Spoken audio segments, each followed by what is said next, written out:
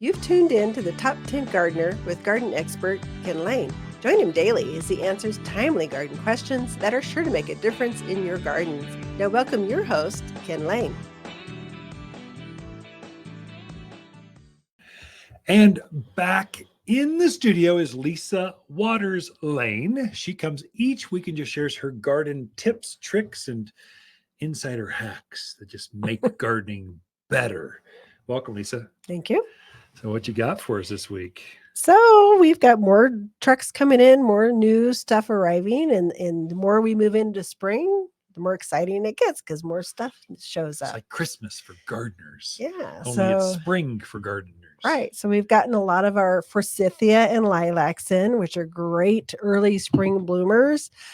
Great time to plant those because they're still fairly dormant. Good time to get them in their new home. They wake up, they're happy, they're ready to go forward.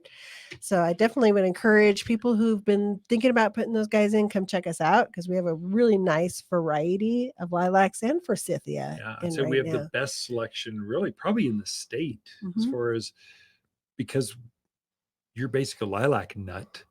And so you can never have too many type varieties, different colors, different sizes, repeat blooming. And let's try that one because we're in lilac country. Right. You know, you got a good plant. It's going to grow here. Definitely. And it's also a really good time for those spring blooming trees. So your redbuds, your crab apples, your ornamental plums, ornamental pears. Great time to be getting those into the ground as well. And you'll never find a better selection than you have right now because the trucks have come. You get first pickings. Right. And there's new redbuds. There's 2 or 3 new redbuds out that are really kind of cool that fit into those smaller yards or different places. So I definitely encourage people to come in and check out what's new. And if you're thinking spring color, now's the time for it. We've also getting in some really nice spring perennials. So things that bloom early. Yeah. And the thing that I like about some of these perennials I'm talking about today is they start early and they go through the season. So it's not a one and done. They're going to continue to bloom all through the season. You are in perennial country. This is, we've got a cool winter. So the perennials need it to be cold because they need to rest underground. Most of them, not all of them, but generally they rest underground. Then they come back again from the roots and do it all over again. So you're once and done. You plant it once. If you're thinking of flower gardens, don't torture yourself. Just do perennials. It makes it so much easier. Put it in once, you're done. Just you have to think it through a little bit more because you need to, because they don't bloom quite as long as annuals. So you have a sequence. You need spring, summer, fall. You need this variety. So something is always popping up and blooming for you. That's the beauty. That's perennial flower design. That's what you're thinking. That's the hat that you put on. Right. So some of the ones that we're getting in or have in now that are great color for right now, we've got some dianthus coming in. We have the pink. It's called Vivid Bright Lights, which is a really bright pink. And then we have American Cherry Pie, which is red. Yeah. So these are both continual bloomers. So they're blooming now and they're going to continue to bloom until fall. Which is really nice about them. And they're super easy to kind of deadhead them, trim them off, and you just get more blooms and more blooms and more blooms. The other nice thing about the dianthus is it is very animal resistant. Oh, yeah. So that would be for javelina, deer, and bunnies. So super in container, easy to grow in containers and in the ground. So this is such a versatile plant. Good sun-loving plant, likes it where it's going to get a lot of all-day sun. But just, I love the dianthus. I think it's really underutilized in a lot of our perennial beds and in our containers. Well, it might be underutilized, but it comes by 3 names. So maybe some garden kind of trivia. So there's carnations, there's pinks, and there's dianthus. They're all 3 the same thing. So they're all they have variations. So carnations have a little bit bigger flower. Dianthus has the necks, and the pinks have the smaller ones, but they're all cousins of each other. So they grow in the same gardens. They have the same traits. They grow equally as well. They're all evergreen. They're all bloom like crazy, all bright flowers. Animals don't eat them. So if you combine all 3 of those, it might be a #1 seller. It could as far as, I don't know, peonies are right up there. Snapdragons are definitely up there. Definitely. Echinaceas, that's a big one Mhm. for summer. So Summer color. there's a Yeah. lot of So favorites. yeah, so the dianthus, we got those two varieties right now, and then I know next week we're getting about another 3 to Oh 4 my goodness. different colors. You get variegated colors, straight colors. Definitely a cool plant to check out. We're also getting a lot of our Spanish lavenders are Ooh, coming that's in. fun. That's a sign of spring. Yeah. The thing I love about Spanish lavenders is they start blooming early, but they also are a great pollinator plant. Yeah. So if in those vegetable plant area, your fruit tree areas, things where you Flowers. want, yeah, they're just really great for bringing in those pollinators. So the Spanish lavenders are different from the English lavenders, mainly in their blossom. Most of them have a thicker blossom, shorter, thicker, almost like a Bulbous. bumblebee. Yeah. Yeah. It looks like a bumblebee. That's a good way to Mhm. describe it. So they've come out with some new varieties. The purple medley, which I think is going to be really cool because it goes down to -10. Oh, that's So unusual. some of the Spanish lavenders were like really cold would knock them out, but -10, that We'll never see lavender that. can take it. Even good in Flagstaff. Right. So that's the purple medley. It also has larger blooms to it. Cool. So it's a newer one that's out. Primavera is a very heat tolerant one. There again, purple blooms, but very, very heat tolerant. So those really, really hot spots that you have, which all your lavender loves the heat. Yeah. Primavera holds up in those really hot spots. We're also getting the Haviland Deep Purple and the Princess. And so they're kind These of, are all Spanish. Mhm.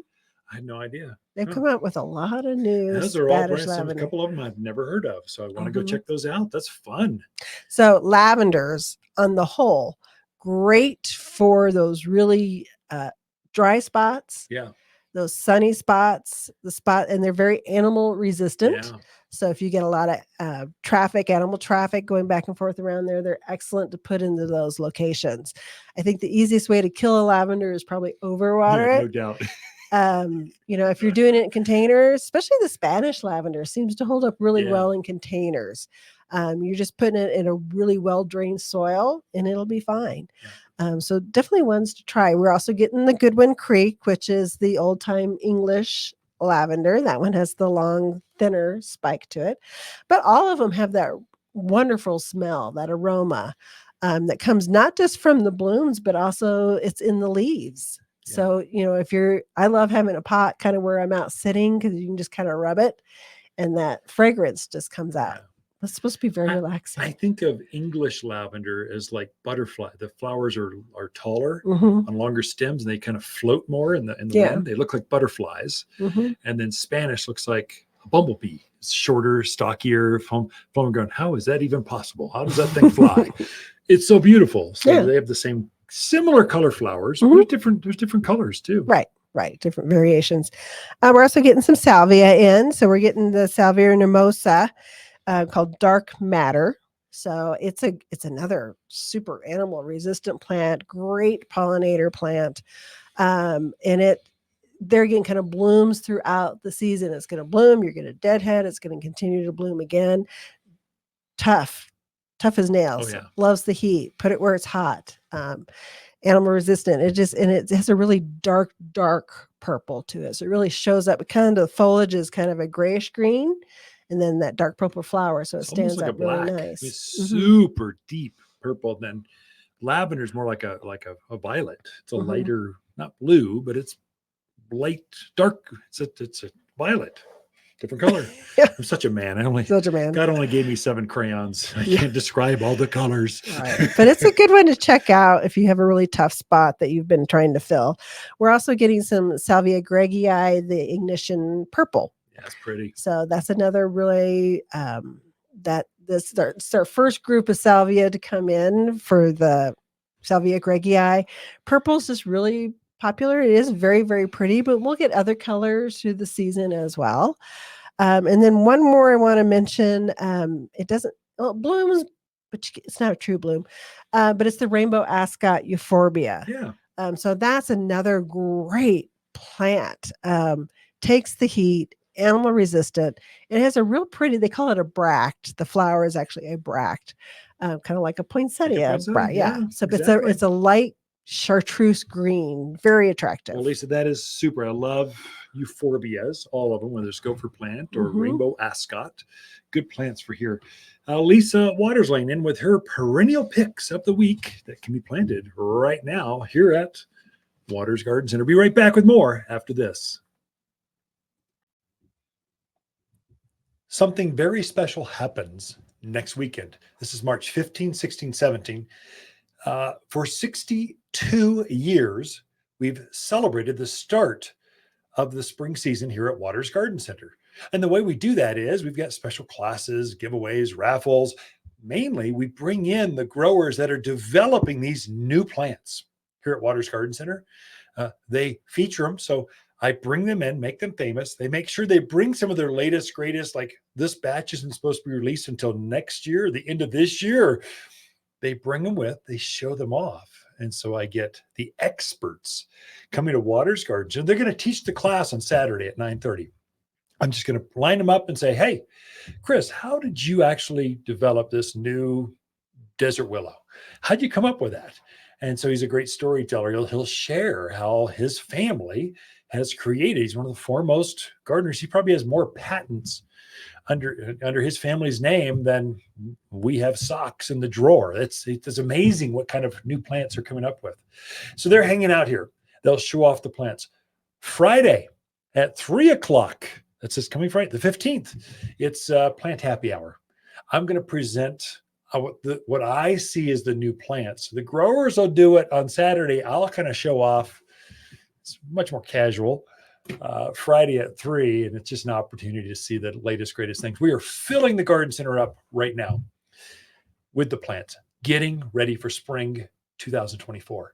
You're welcome to join us. It's going to be fun all weekend long. Lots of plants going off, just lots of classes, lots of experts, horticulturalists everywhere.